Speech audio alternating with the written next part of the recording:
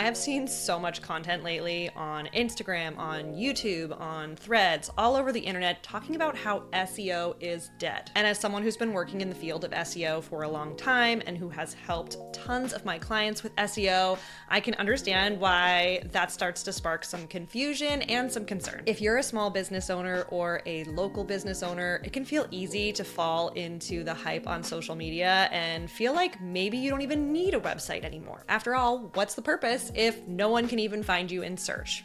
In a minute, I'm going to share with you exactly why that's not the case and what you can be doing to stay ahead of all the changes happening right now when it comes to helping your website rank in search engines like Google. But first, you've probably noticed that I am not Becca from Inside the Square. I am Galen from Local Creative. I am a web designer and SEO strategist who works with small business owners. If you're getting ready for a rebrand or you need help building a beautiful and strategic website, or maybe you just need some hands-on support with your SEO, I'm your girl. Head over to my website, localcreative.co, and let's chat. Now let's get back to SEO, or search engine optimization. Basically, all the strategies we put in place behind the scenes to help your website show up higher in search engines like Google. The problem is that search is changing. Those little AI overviews that show up at the top of your search results mean fewer people actually click over to your website because they're getting all the information they need right from a platform like Google. If you're a longtime content creator like myself, this can feel really discouraging,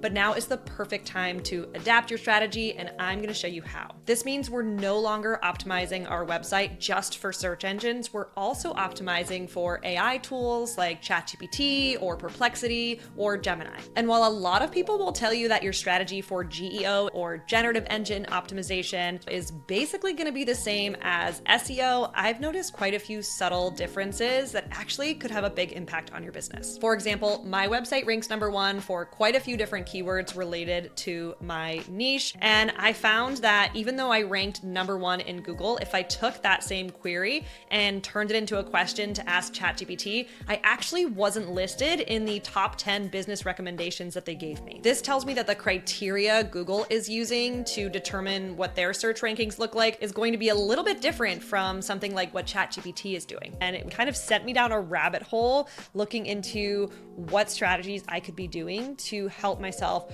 rank for this inquiry into ChatGPT. It's really important to mention that this is all so new right now. It's completely uncharted territory, and we're not getting any data from these AI tools to tell us why they're recommending one business versus another. That means all we can do is test new strategies and see what's working, or try to reverse engineer the results that we're being delivered ourselves. So anyone who tells you that GEO isn't real, or SEO and GEO are the exact same thing, or even worse, if you just do these 3 things, you're guaranteed to be recommended by ChatGPT, they don't necessarily know what they're talking about, because none of us do. All we can really do right now is try new things and see what's working. So I'm going to share some things that I'm noticing for myself and my clients so you can try them out for yourself. First, SEO relies heavily on keywords or search queries and backlinks to your website. And backlinks are just basically when other sites around the internet link back to your website, telling Google that you are a credible resource. The more trust that you build up with Google, the more likely you are to show up higher, even against tough competitors. AI tools, on the other hand, rely on a lot of the same things, but authority and trust matter even more. For example, through a lot of my own research, I'm noticing that instead of just relying on those backlinks to pass along credibility,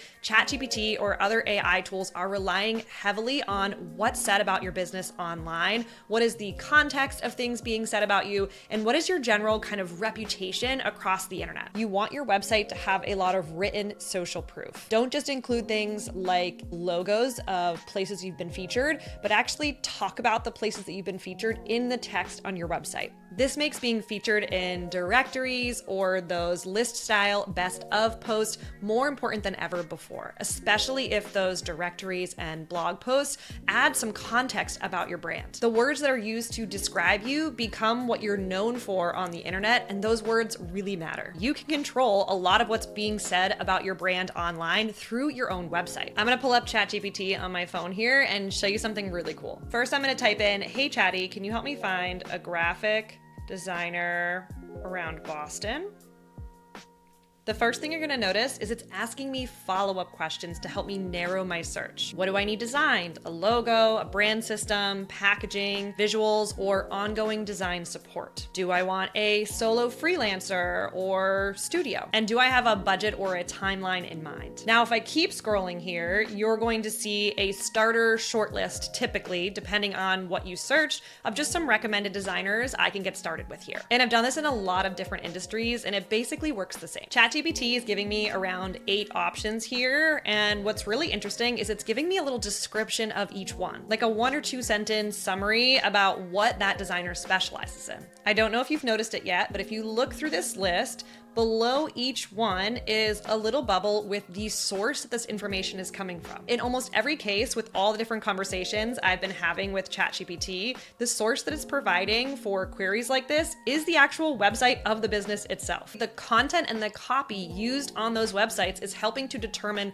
what AI tools actually know about that business and how they recommend you. This just shows you how much your website matters when more and more people are going to be finding their service providers this way. There's a big shift happening right now away from just how we're using keywords on our website, more to what our online reputation looks like and what we want to be known for. If you want to dive into this more, you can head over to my YouTube channel. It's called Local Creative, and I have a series all about GEO there. But in the meantime, if you want to see how your business is being perceived by AI tools like ChatGPT, I have a free custom GPT that you can check out right now. You just type in your website and it will analyze it for you, and it helps you identify gaps in your content and your website copy so that you can adjust to what you want to be known for in the future. Head over to localcreative.co/known to go check it out, and I'll also include a link below this video. After you've done this exercise, make sure to come back to this video and let me know in the comments what you find. I'm super curious. Now let's talk about how the role of long form content is going to be changing. While blogging is still a fantastic strategy, despite what the haters will tell you, you want to start to think about how you can shift your content. There is so much AI generated garbage content being produced right now, and we need to do the opposite if we are going to excel in this new age of marketing. This doesn't mean that you can't use AI to help you brainstorm or strategize or even to clean up your finished post, but it does mean that the ideas should be unique and you should insert your own personal perspective whenever possible. Instead of just answering a common question or covering a topic that's been answered 100 times before, think of how you can include real world examples and share specific lived experiences that you personally have. That's what's going to help your business stand out and your brand voice really come through. At the end of the day, SEO isn't dead, it's just evolving. Search engines, AI tools, the way people are finding businesses online, it's all shifting right now. You can either be someone who's afraid of those changes and just kind of avoids things altogether, or you can be somebody who gets excited about the possibilities and is ready to experiment to find what works for them. The business is willing to adapt right now, to test new things, and to lean into what's shifting are the ones who are going to be successful in the long run. And it all comes back to having a strong foundation, a website that clearly states who you are, what you do, and why someone should work with you versus choosing someone else. Thanks so much for watching. Head to the comments if you have any questions, and I will see you there.